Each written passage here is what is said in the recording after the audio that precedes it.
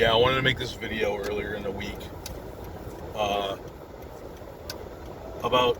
Shut the fuck up, fucking homeless guy. The terrorist attack in Lebanon. When I saw this happen, I was like, please, Israel-obsessed Twitter, like, don't let me down. Please tell me how this was an Israel plot, a plot by Israel. Just because all this other shit is. So if this wasn't, that would just be so disappointing. And I like seeing all that spurting out. It's pretty entertaining. So it was naive to think, that they might not blame this on Israel, which of course they did. With a couple minor caveats. I'm sure you saw some of those videos with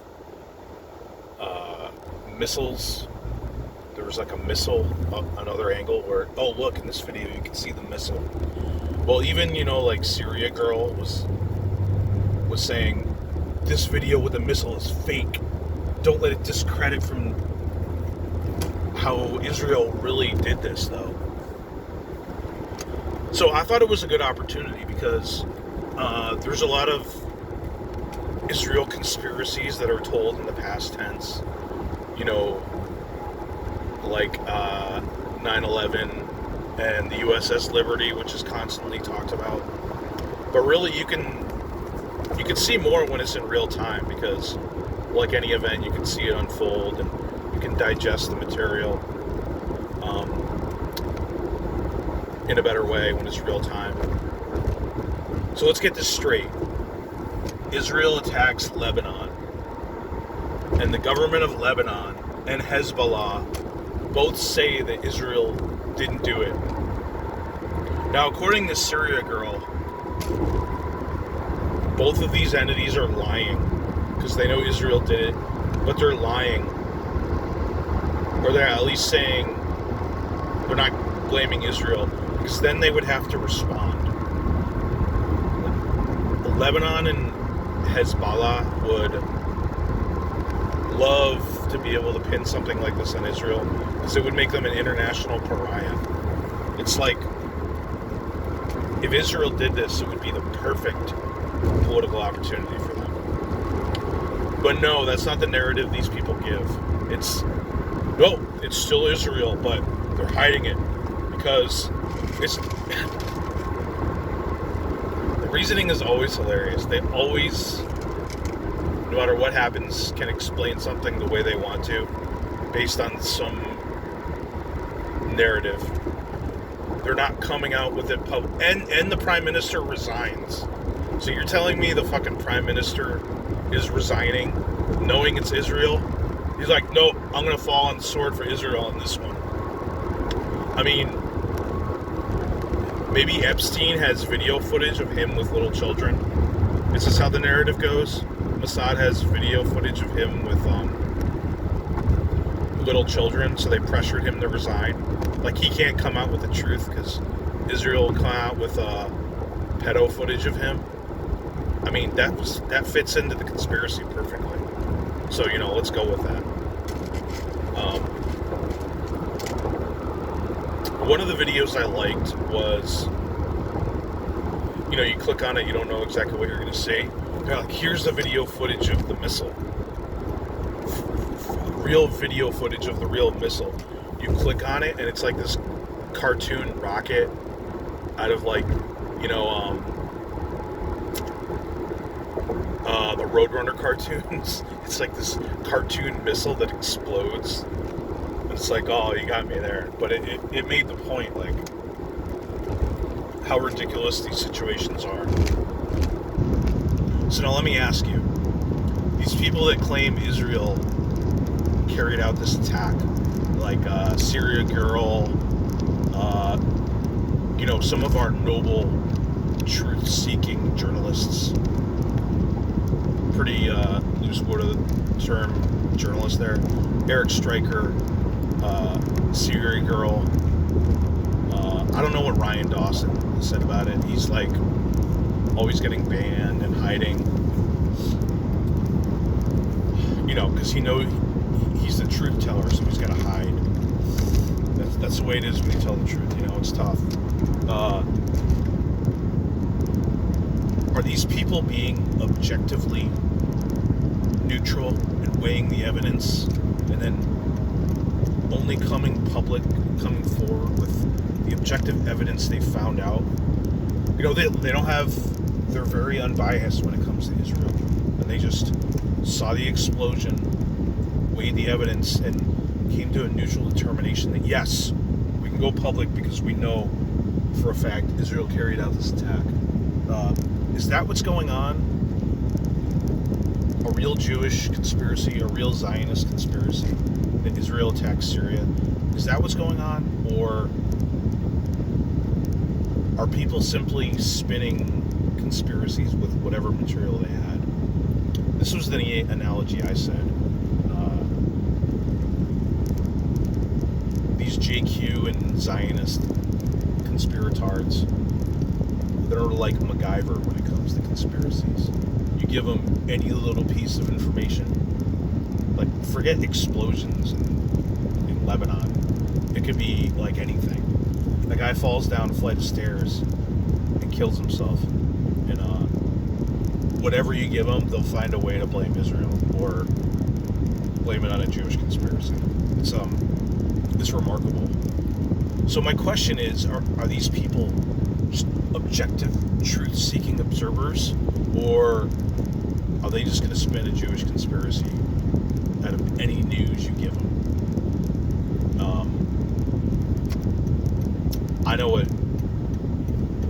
what my answer is. If anyone else has a strong opinion, feel free to leave it in the comments. But as an addendum to this, you know, another topic, people would complain that people that go forward with these conspiracies about Israel, you know, Israel did 9/11 because of the dancing Israelis, and the USS Liberty, which is somewhat talked about, but not really by mainstream people that much. They're kind of, it's not really on their radar that much. Or this big explosion, which everyone has said Israel wasn't involved. Oh yeah, and then when like Netanyahu said Israel wasn't involved, that was like further evidence of the conspiracy, because they're, you know, hiding it. You know, I don't know. But anyway, these Israel conspiratards complain because nobody listens to their ideas about conspiracies. They're silenced and swept under the rug, or people think they're crazy and they don't listen to them.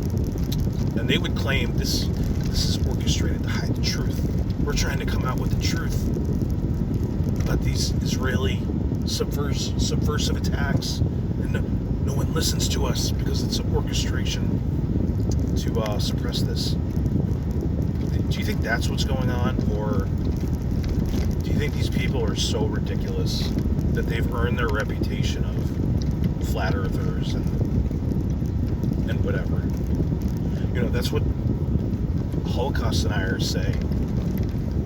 The reason why they're tarred and feathered and shunned or worse is because, well, they're very dangerous, like, to the established Holocaust narrative. Like, if they come forward with the truth and destroy the Holocaust, society as we know it will collapse, and, you know, AIPAC will be eliminated, and the ADL and these other groups, and white identitarians will see the truth, or white identitarians will be able to perpetuate their ideology, as Eric Stryker says, and it'll be, you know, the fascists or white identitarians will take over. And this is why Holocaust denial is so suppressed, because it's such a threat to this fake Zog government. You know, is that really why these people are shunned? Or have they really earned their reputation? Because they're so ridiculous. Like, have people listened to Ernst Sundell and David Irving and who else? David Cole. Have they listened to these people enough that they just totally wave them off as a group? They hear Holocaust denial and they say nope. They're like a homeless person asking for money. Nope, stay away. I'm good. Yep, stay over there. Have a nice day. I know what I think, but I'm gonna be like the teacher and not say my answer, so I can let you have more interesting thoughts. It also reminds me of Eric Stryker wrote another one of his bullshit. Very truthful, well thought out, factual articles, and David Cole and him got into, it was between them two and Ron Unz, because Eric Stryker I guess he knows Eric Stryker is full of shit, so he went to Ron Unz because he God, how many freaks can you put into one basket? But he blamed Ron Unz because it's on your website, and I respect you more than Eric Stryker slightly, so why are you printing these lies about me? And I was thinking, David Cole, the guy who goes to Auschwitz and claims, by asking some woman who just works there, doesn't really know what's going on, is this a recreation? Oh no, it's never been. It's the original. This is the way it was. Maybe the woman doesn't speak good English. I don't know.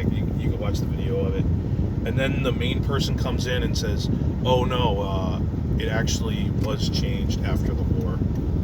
There's a whole story about that, why that is. But of course, the Holocaust deniers, that's a gotcha. Oh, that's a gotcha. That destroys the Holocaust narrative right there. So this guy, David Cole, who makes the most dishonest fucking video to whatever, he was trying to get clout and get on Donahue. Alright, whatever. Maybe not the most respectable way to make a name, but okay, whatever. I guess we could understand. Somebody's got to do that, right? So then this guy complains that people are being dishonest about him. I just found it funny when a Holocaust denier is going to complain about people lying. It's I think you blew the truth when you went to Auschwitz and made a video trying to claim that nobody was gassed in that gas chamber that historians universally agree took place. So I don't know, just my thought on a couple things. If you have some hate mail, just leave it in the comments. All right, everyone have a good night.